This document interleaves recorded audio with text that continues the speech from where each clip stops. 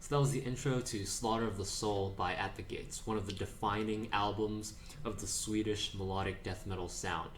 Melodic death metal was born in the 90s as an attempt to combine death metal music with diatonic melodies from bands of the previous decades like Iron Maiden and Judas Priest. For a little bit of background, personally, I think the first concepts of melodic death metal were present on Carcass's Necroticism, Descanting the Insalubrious, great title, which was released in 1991, and the follow-up to that, 1993's Heartwork, is definitely a definitive melodic death metal classic. But at the same time, Swedish death metal's big three, basically In Flames, Dark Tranquillity, and At the Gates, were all working their way towards producing a similar sound. I'd also like to mention Dissection, who also broke ground by combining the Swedish death metal sound with Norwegian black metal. But the signature Gothenburg riff that's been ripped off endlessly by melodeath and metalcore copycats really shines on Slaughter of the Soul, which I think came out in 1995.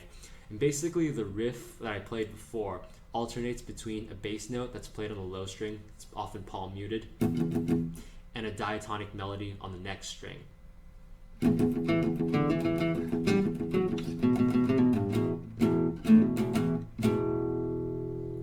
The formula for writing a Gothenburg melodeath riff is pretty straightforward. I mean, usually you start off in the key of an open note. I'm in standard, so I'm going to be an E, and then you combine it with some sort of melody like... And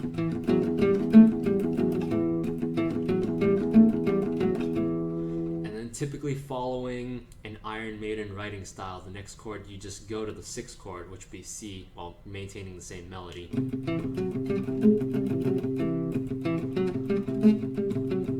Please excuse my inability to stretch out and play that E, but you know,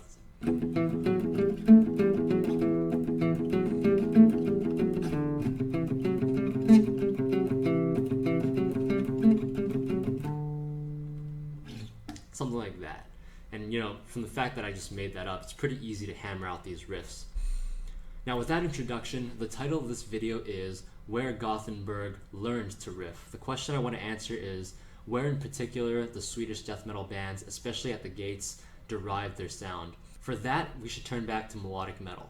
During the new wave of British heavy metal, there was a very common style of riffing where bands would play an open note followed by inverted power chords. For example, Iron Maiden's 2 Minutes to Midnight from 1984's Power Slave.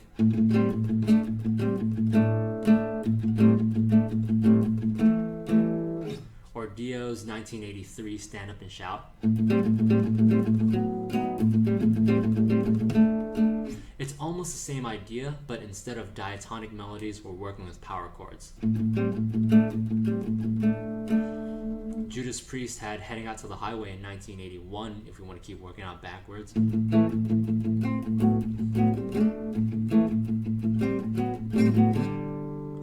All the way back to Rainbow's Man on the Silver Mountain, which I think came out in 1977.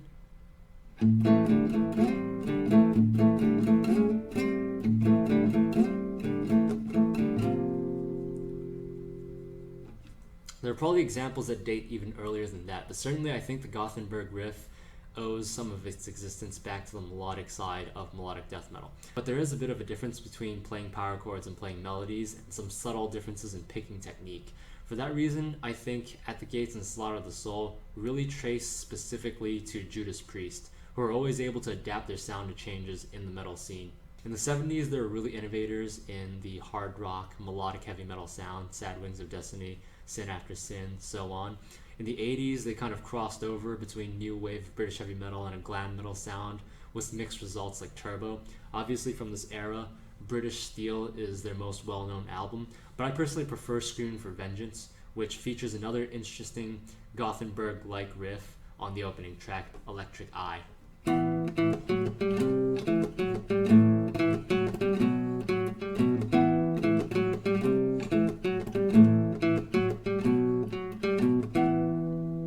Here we're alternating between a power chord and a diatonic melody as opposed to a palm muted bass note, but we could easily convert this to a Gothenburg song simply by playing something like this.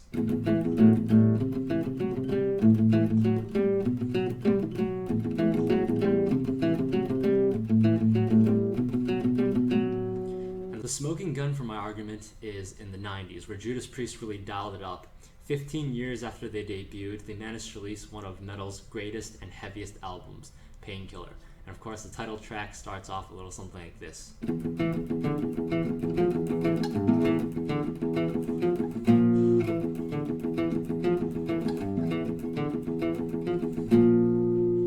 Which is really just barely a step away from.